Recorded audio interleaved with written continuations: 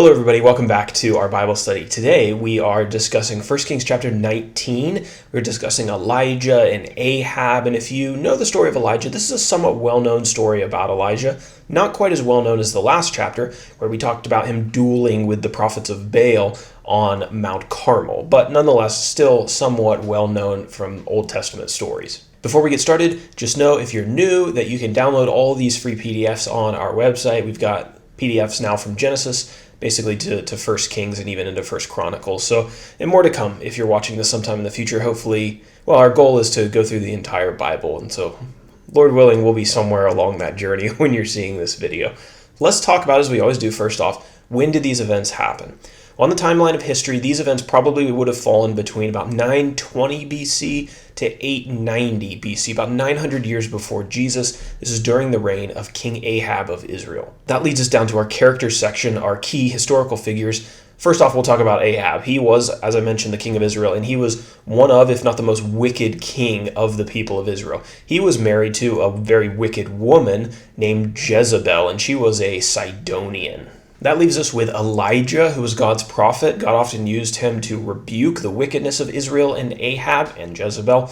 We're also going to bring up for the first time Elisha. Elisha is going to be the prophet who replaces Elijah after he leaves the earth. More on that in upcoming chapters. So you have Elijah. He's going to be replaced by Elisha. He's selected, though, to follow Elijah at the end of this chapter. You'll notice that the map for this chapter has changed a little bit, and we're going to talk about a place that is significantly south of Israel and of the Promised Land. In this chapter, Elijah flees to the mountain of God, which is known as Mount Horeb. You'll see the traditional location of that mountain on the map, but there's a lot of debate about where it actually is. We know that it was many miles south of the Promised Land. And if you really have a good memory, you'll remember that in Exodus, this was the same mountain on which Moses received the Ten Commandments. So it's quite a significant location.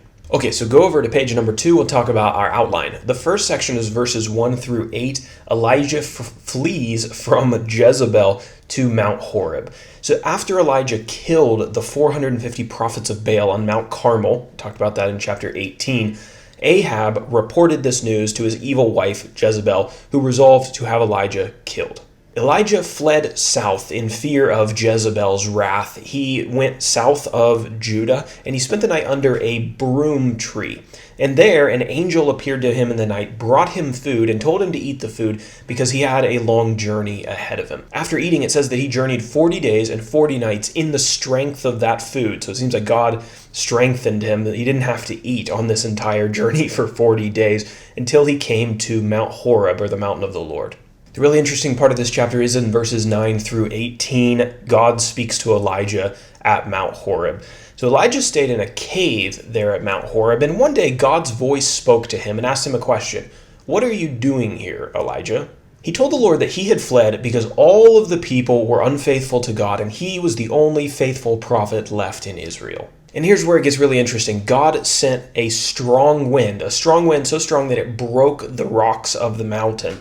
But the text tells us something really interesting. It says, quote, "The Lord was not in the wind." Next, God sent an earthquake. But the same thing is said. The Lord was not in the earthquake. And then God sent a fire. But the Lord was not in the fire. After these three dramatic events, finally, Elijah heard a low whisper, or I believe one translation says a still small voice. And God asked his prophet again, quote, "What are you doing here, Elijah?" And Elijah responded the exact same way that he had before. "Everyone in Israel is unfaithful, and I'm the only prophet who honors you, Lord." God then told Elijah to go back to Israel. He was supposed to do at least 3 things. He was supposed to anoint Hazael king over Syria, Jehu king over Israel, and he was supposed to anoint Elisha to be his future replacement as the prophet of God. God said that his judgment against wicked Israel and against their wicked king and wicked queen would be facilitated by these individuals. And just to reassure Elijah that he wasn't actually alone in Israel, God told him that there were still 7,000 men in Israel who were faithful to him and who hadn't bowed the knee to Baal, this false god that many people were worshiping. The final section, the last 3 verses, Elisha is called to help Elijah. So as the Lord had instructed him, Elijah went back to Israel. He found a man named Elisha, and he called him to follow him, basically to become his student. At the time, Elisha was plowing in his field with 12 yoke of oxen. When he got this invitation from Elijah, he cooked the oxen, cooked them using the wood from the yokes that they were attached to. He ate the meat with his friends and his family, and then he set off to follow Elijah and become his student. Very similar in a lot of ways to Jesus calling his apostles to follow them.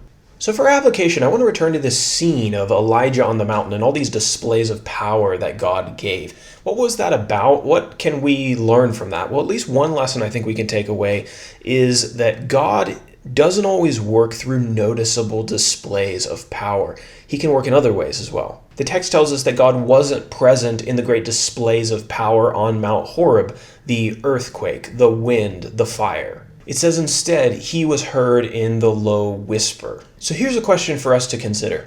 Is it the case that the only time that we acknowledge God is working is when we see what we deem to be significant outworkings of his power? Some examples of that might be him working through great preachers or through big revivals or positive cultural changes. There's no doubt that God does work through those things. As he showed Elijah on the mountain, he has the power to do those big, observable, incredible, awe-inspiring things. But that doesn't mean that he isn't working during the times when we can't observe him. God is also working in the silent places of the world. He has servants everywhere, even if we don't know about them, just as he had a 7,000 that Elijah didn't know about. He's working in hearts and in homes through low whispers, building faith in invisible ways, and there's no reason for us to despair. He taught that to Elijah on the mountain. You're in despair, you're running from your enemies, you think all is lost. That's not the case at all. God was working, even though Elijah couldn't necessarily see it and he had lost sight of it. And so for us, there's no reason to despair. Even if you can't see God working, you can trust that he is working.